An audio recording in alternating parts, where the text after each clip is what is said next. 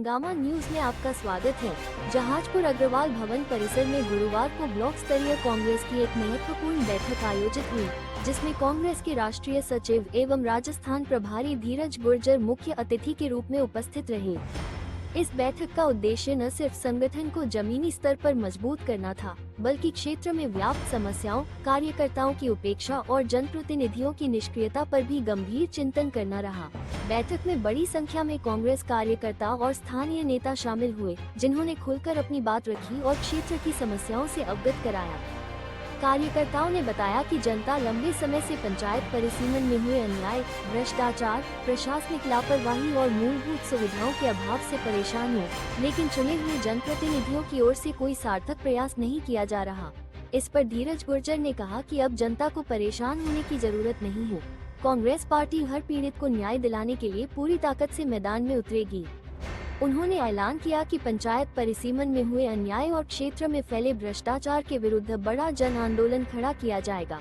उन्होंने ये भी कहा कि जहाजपुर विधानसभा क्षेत्र में पिछले 1.5 वर्ष से लूट और अराजकता का माहौल बना हुआ है, लेकिन किसी स्तर पर सुनवाई नहीं हो रही है। अब वक्त आ गया है कि कांग्रेस एकजुट होकर जनता की आवाज बने और संघर्ष के जरिए बदलाव लाए। बैठक के दौरान संगठनात्मक विस्तार की दिशा में भी कई अहम निर्णय लिए गए। इसमें तय किया गया कि जहाजपुर विधानसभा क्षेत्र की प्रत्येक 5 पंचायतों पर आधारित एक मंडल का गठन किया जाएगा, ताकि स्थानीय स्तर पर नेतृत्व को उभरने का अवसर मिले। ब्लॉक अध्यक्ष देवेंद्र सिंह ने जानकारी दी कि शीघ्र ही ब्लॉक कार्यकारिणी का गठन किया जाएगा, जिसके बाद पंचायत और मंडल स्तर पर बैठकें आयोजित कर संगठन को बूथ स्तर तक सक्रिय किया जाएगा।